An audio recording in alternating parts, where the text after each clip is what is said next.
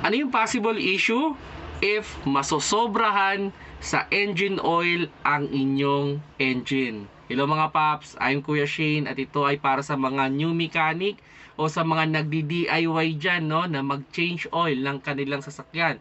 Ano ba yung posibleng mangyari sa inyong sasakyan if nasobrahan sa oil ang inyong engine? Well, isa sa mga noticeable na mapapansin ninyo pag nasobrahan sa oil ang isang engine ay posibleng humina yung andar ng inyong sasakyan o posibleng umingay yan o mahirapan ang inyong makina dahil yung mismong oil ang pumipigil dun sa movement ng mga component natin sa loob ng engine. So kaya yan, no? Kaya wag sana nating sosobrahan. And yun, posible ring masira yung mga oil seal natin dyan o yung mga gasket na nag-hold dun sa oil, no? Kasi syempre wala nang makilusan yung oil, so maghahanap talaga yan ng space and pwede niyang itulak yung mga gasket. Okay, so yun, makakasira talaga siya, no? And number 3, pwede rin tayo maka-experience dyan nung tinatawag na diesel runaway. Yan, yung uusok ng sobrang lakas na halos hindi na natin mapatay yung makina natin, ano? Yan, isa rin sa mga possible issue yan if nasobrahan sa engine oil. Actually, may nakita akong ganyan, hindi ko alam kung nabasa or na panood ko before. Hindi niya change oil yung sasakyan niya. Ang ginagawa niya, dinadagdagan niya lang ng dinadagdagan ng oil. Ang ending, napuno na yung kanyang engine, so yun, nahirapan ng umandar yung kanyang makina. Kumbaga dahil nalunod na siya kalalagay ng oil, no? So sabi niya hindi niya daw, hindi ko alam sure kung nabasa ko yun or napanood. So hindi niya talaga change oil, lagay lang daw siya ng lagay ng oil doon. So yun mga paps, no?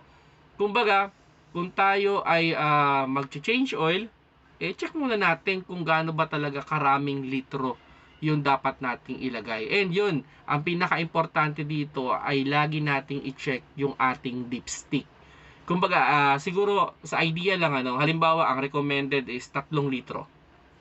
Mas ideal ilagay nyo muna mga 2.70 ganon. 2.70 liters muna. Mag-iwan muna kayo ng konti. Okay? Then yun, tsaka nyo ilagay yung inyong dipstick, then i-check ninyo kung nandun na ba siya sa full. Okay? Ganun yung pinaka-idea. Now, kung medyo kulang pa, pwede yung dagdagan. Pero as much as possible, hanggang doon ka lang dapat sa full ng dipstick. Kasi pag umangat ka pa doon or na-overfill mo talaga, yung halimbawa sumobra ka ng mga ilang litro talaga, there's a tendency na mahirapan ng umandar ang inyong sasakyan.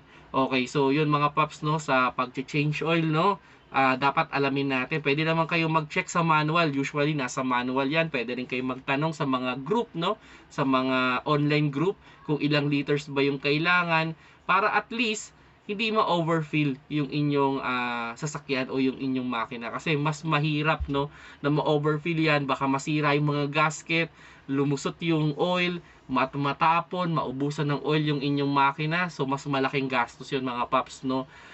At yun, pag nag-diesel runaway pa yan, yun, paano nyo papatayin yung inyong sasakyan, no. So, maraming possible issue kung sakali mang na-overfill yung inyong engine, no, ng oil. So yun, kung nagustuhan niyo yung video, paki-like, at kung may additional pa kayong information, just comment down below na lang. At kung hindi pa kayo subscriber ng aking YouTube channel, press sa subscribe button sa baba. At sa Facebook, click nyo lang yung follow sa taas. At sa TikTok, click nyo lang yung plus sign dyan sa logo ng Kuya Shane. Salamat sa panonood. Keep safe mga paps!